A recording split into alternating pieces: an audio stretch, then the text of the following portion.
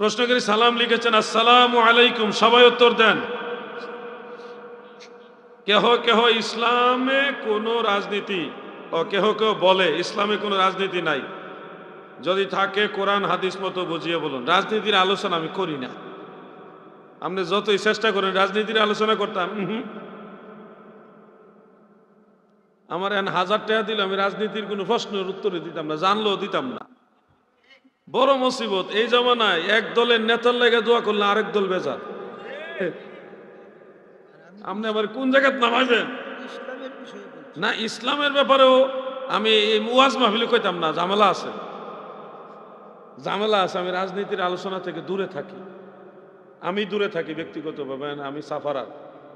কারণ হলো দাদু, আপনি তো জানেন এই দেশটা এমন একটা দেশ, যে দেশে একটা দলের লিডার মারা গেছে, তার জন্য দোয়া করছি, করাতে আরেক দলের লোক বেজার। আরে মানুষ মারা গেছে তার লাগে দোয়া করতাম না? মানুষ মরে গেছে তার লাগে দোয়া করছি দিকে আরেকজনে বেজার। তো দোয়া করা নিরাপদ না, কি তা মনে করেন আপনি? সমস্যা আছে। রাজনীতি আপনি যেটা মন সেটা করেন, কি আমারই তো ধরেন না। এই ফিতনা থেকে আল্লাহ আমাদের হেফাজত করুক, আমিন কন। আমরা আল্লাহর ওলি যারা, শুনেন, আসল গুমর যদি ফাঁস করি তাহলে ঝামেলা বাঁচবো, গুমর ফাঁস করবো না। একবার শুধু কইছিলাম না, সত্য কথা অনেক সময় বলা যাবে না। কিয়ামতের আগে এমন একটা সময় আসবে যে সময় মসজিদে গিয়ে নামাজ পড়া নিষেধ। এখন এই কথা তো কেউ শুনছেন না আপনারা, একটা কইলাম আর কি। এমন একটা সময় আসবে, দাইলামে শরীফের হাদিস, মসজিদে জামাতে যাওয়া নিষেধ। ওই সময় হইতাম নিবা। আচ্ছা একটু বলি তাহলে, এই যে এই কথাটা বলি। মুসনাদে ফেরদৌস দাইলামি শরীফের মধ্যে হাদিসটা উল্লেখ, এবং শুআবুল ঈমান লিল বাইহাকির মধ্যে উল্লেখ। রাসূল আকরাম সাল্লাল্লাহু আলাইহি সাল্লাম বললেন, হে আমার সাহাবারা শোনো, অচিরে আমার উম্মতের মাঝে এমন এক জমানা আসবে, যেই জমানায় মুসলমানদেরকে হত্যা করবে, একজন আরেকজনকে হত্যা করবে। কে হত্যা করছে, হত্যাকারীকে, এটা যে হত্যা হচ্ছে, কতল হচ্ছে, সে চিনবে না।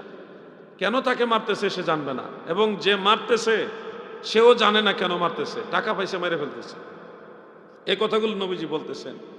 পিতার কাছে পুত্র নিরাপদ থাকবে না, পুত্রের কাছে পিতা নিরাপদ থাকবে না, মায়ের কাছে সন্তান নিরাপদ থাকবে না, সন্তানের কাছে মা নিরাপদ থাকবে না, ভাইয়ের কাছে ভাই নিরাপদ থাকবে না, প্রতিবেশী প্রতিবেশীর কাছে নিরাপদ থাকবে না, ইনসাফের বালাই মাত্র থাকবে না। বাইরে লেবাসে ইসলাম থাকবে, অন্তরে ইসলামের লেশ মাত্র থাকবে না।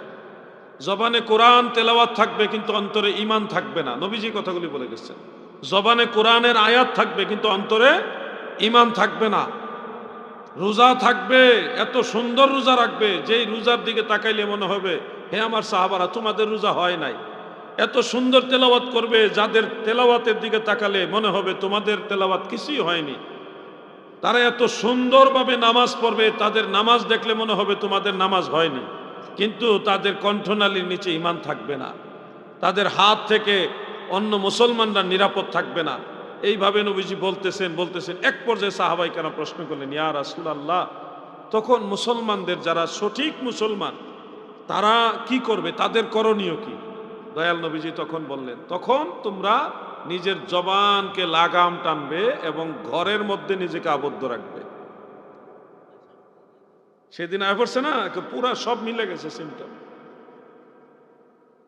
এবং দয়াল নবীজি বলছে, এই ঘটনাগুলি যখন ঘটতে থাকবে, তখন ওই যে তৃতীয় বিশ্বযুদ্ধ যেটা বলি আমরা, দয়াল নবীজি বলছে সারা পৃথিবী ব্যাপী হারাজ হবে। হারাজ মানে হত্যাযজ্ঞ, সারা পৃথিবী ব্যাপী মানুষ মারা যাবে। এটা হলো তৃতীয় বিশ্বযুদ্ধ। এরপর ইমাম মাহাদী আলাইহিস সালাম আসবে, ঈসা আলাইহিস সালাম আসবে। এখানে 10টা আলামত আছে, 10টা আলামত কমপক্ষে 1 ঘন্টা লাগবে কইতে।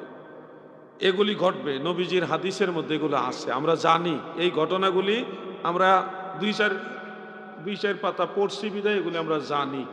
এই জন্য কেউ যদি এখন ইচ্ছা করে নামাইও দিতে চায় রাজনীতিতে, আমরা নামি না, কারণ আমরা কিছুটা জানি কি হতে যাচ্ছে, কি হচ্ছে।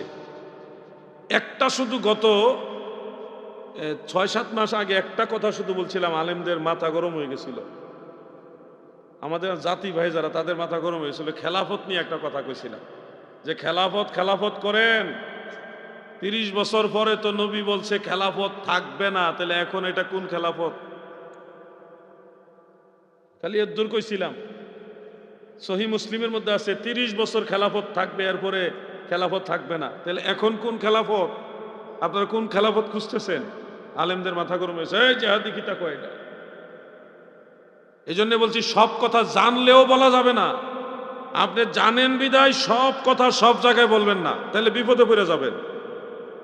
উদউ ইলা সাবিলি রাব্বিকা বিল হিকমাতি ওয়া মাউইজাতিল হাসানা, হিকমত করে আপনাকে মানুষকে ডাকতে হবে উত্তম নসিহতের মাধ্যমে।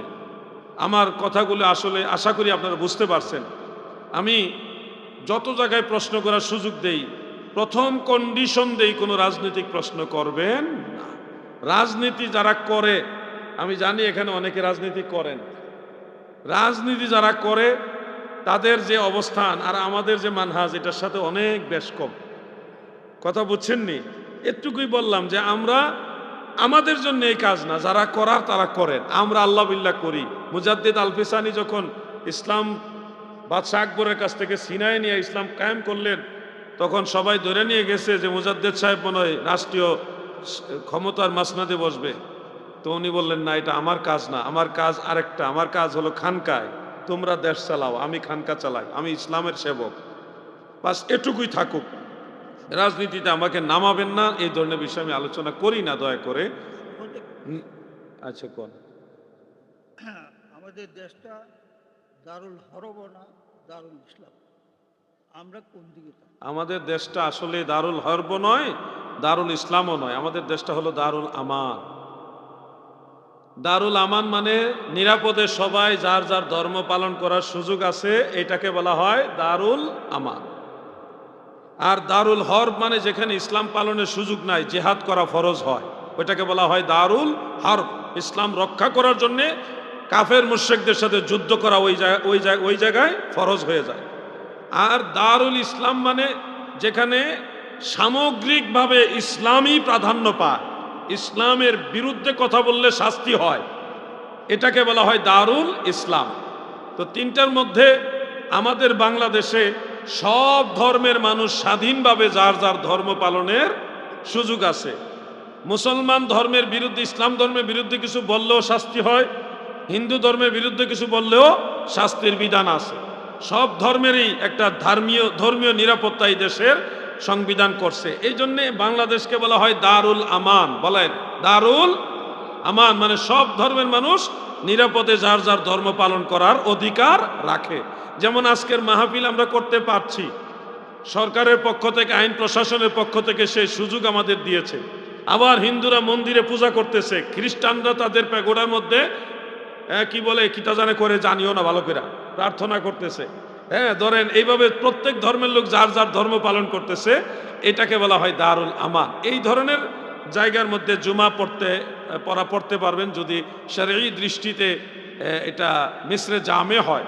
শরঈ দৃষ্টিতে মিসরে জামে হলে জুমার নামাজ কায়েম রাখা যায়। দারুল হরবের মধ্যে জুমা নাই, দারুল হরবে জুমা নাই, কারণ ওখানে যুদ্ধ করা ফরজ, নামাজ পর্যন্ত মনে করেন কম, ফরজ নামাজই কম। তো এই জন্যে বিষয়গুলো উনি আমার মনে হয় একটু এই ধর্মীয় ব্যাপারে জ্ঞান রাখে, এরকম জাননেওয়ালা মানুষ, এই জন্য এই প্রশ্নটা ওইদিকে করছে। আপনার ধন্যবাদ।